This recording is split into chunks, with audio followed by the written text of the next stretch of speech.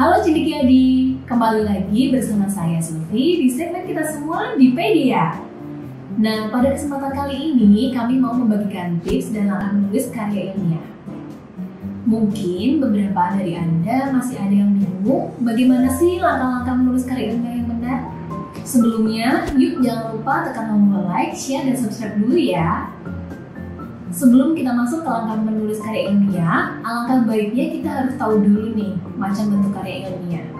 Karya ilmiah sendiri memiliki 3 bentuk Cendekiadi. Yang pertama, karya ilmiah bentuk populer. Karya ilmiah bentuk populer ini memiliki bentuk pilihan. Karya ilmiah bentuk ini bisa diungkapkan dalam bentuk karya ringkas dan ragam bahasanya bersifat santai populer. Nah, karya ilmiah ini umumnya bisa Anda jumpai di media massa, seperti koran ataupun majalah. Istilah populer ini digunakan untuk menyatakan topik yang akrab, menyenangkan, dan cenderung disukai kebanyakan orang karena gayanya yang menarik dan bahasa yang mudah dipahami. Yang kedua adalah bentuk semi formal. Karya ilmiah bentuk ini biasanya sudah tersusun dari beberapa bab. Di antaranya adalah halaman judul, kata pengantar, daftar isi, pendahuluan, pembahasan, kesimpulan, dan daftar pustaka. Bentuk karya ilmiah ini biasanya digunakan di berbagai laporan biasa dan makalah. Dan yang terakhir, memiliki bentuk formal. Lain halnya dengan karya ilmiah berbentuk formal, tulisan ini tentu memiliki struktur lebih lengkap. Karya ilmiah bentuk formal disusun dengan memenuhi unsur-unsur kelengkapan akademis seperti dalam skripsi, tesis, ataupun disertasi. Lalu bagaimana langkah menulis karya ilmiah Cendekiadi? Baik, sekarang kita masuk ke tips kita ya. Langkah menulis karya ilmiah.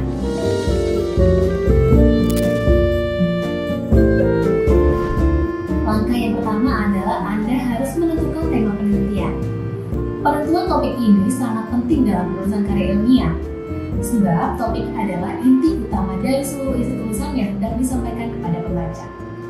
Sementara itu, tema diartikan sebagai pernyataan sentral atau pernyataan inti tentang topik yang akan ditulis. 2. Membuat outline atau kerangka penelitian.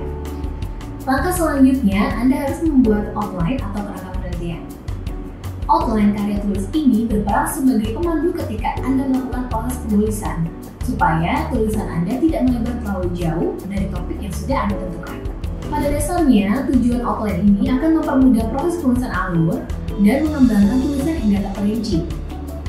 Maka, jika ada ide baru muncul, Anda bisa langsung tahu di mana letak penambahan atau pengurangan muatan isi tulisan Anda.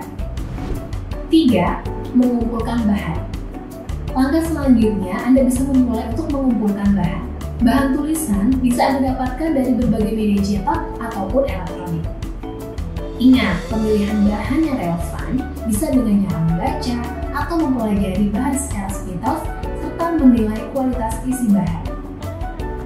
Anda dapat mencari bahan referensi dari jurnal, disertasi, manuskrip, atau karya ilmiah terpercaya dan berkualitas lainnya. 4. Survei lapangan. Nah, langkah ini adalah melakukan pengamatan atas objek yang diteliti, menetapkan masalah dan tujuan yang akan diteliti yang kemudian dijadikan karya ilmiah. Langkah ini merupakan titik acuan Anda dalam proses penulisan atau penelitian. 5. Membangun bibliografi. Bibliografi berarti kegiatan teknis membuat deskripsi untuk suatu cantuman tertulis atau pustaka yang telah diterbitkan yang tersusun secara sistematik berupa daftar aturan yang dikehendaki. Jadi, tujuan dari bibliografi ini adalah untuk mengetahui adanya suatu buku pustaka atau sejumlah buku pustaka yang pernah diterbitkan. 6. Menyusun hipotesis. Langkah ini adalah menyusun dugaan-dugaan yang menjadi penyebab dari objek penelitian Anda. Hipotesis ini merupakan prediksi yang ditetapkan ketika Anda mengamati objek penelitian. 7. Menyusun rancangan penelitian.